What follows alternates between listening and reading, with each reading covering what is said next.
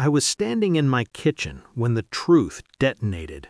Coffee cooling, phone buzzing, my aunt's laugh frozen on a screen, pool deck, cocktail in hand, sunlit and shameless.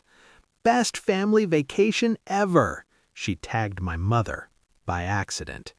I didn't scream, I didn't throw the mug. I turned to my husband, lowered my voice so it wouldn't tremble, and whispered, "Call the lawyer, now." 5 minutes later, my phone wouldn't stop ringing.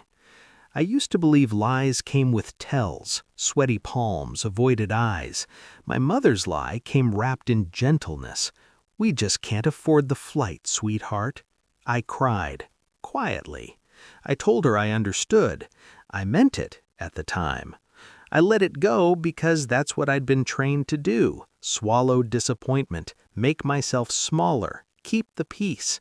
My husband held me that night and promised we'd visit soon. He always sounded certain, reliable, safe. That was before I learned safety can be staged. I met him when my world was simple. He admired my discipline, my patience. He said I was steady. I mistook that for being seen. We built a life that looked correct from the outside. Calendar dinners, mortgage jokes, shared passwords. Trust felt like muscle memory. My mother adored him. My aunt called him a catch. I didn't notice how often plans shifted, how stories came pre-polished, how questions were answered before I finished asking them. I was busy being reasonable. The signs arrived softly. Missed calls explained away, a new fondness for privacy, conversations that stopped when I entered rooms. I noticed, cataloged, said nothing. The proof came without drama.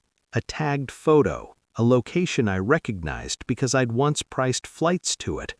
There they were, all of them, together. They didn't look guilty, they looked free. I felt the heartbreak like a clean incision, precise, surgical, and in that quiet pain, something hardened. I didn't confront, I planned. I scrolled, I screenshotted, I downloaded. I checked bank statements and found the symmetry of theft: small amounts, consistent, invisible unless you were looking for betrayal specifically. Family account, emergency fund. Apparently, I wasn't the emergency. I met the lawyer the next morning. Calm voice, clear eyes. We spoke in contingencies and statutes. I signed nothing yet. I learned everything. Then I waited. I played my role perfectly. Concerned daughter, oblivious wife. I listened more than I spoke. I asked questions that sounded like curiosity and landed like traps. I let my mother talk about tight budgets. I let my husband complain about unexpected expenses. Every word added weight to the file growing quietly on my laptop.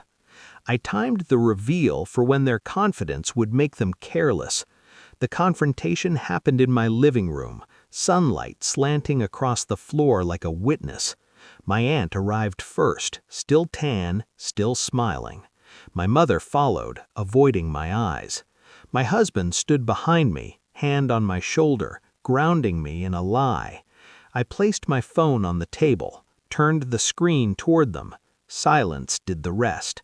Faces changed. Denials attempted to breathe. I didn't raise my voice. I didn't need to. I slid the folder forward. Dates, transfers, messages, the vacation receipts printed in grayscale so no one could accuse me of embellishment. My husband spoke last. He always did when he was cornered.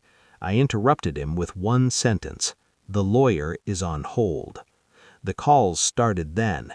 My phone lit up like a confession booth. Missed calls, voicemails, texts typed in panic. I didn't answer.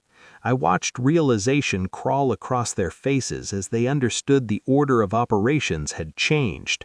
My mother cried. My aunt cursed. My husband sat down, finally unsteady. I felt nothing but clarity.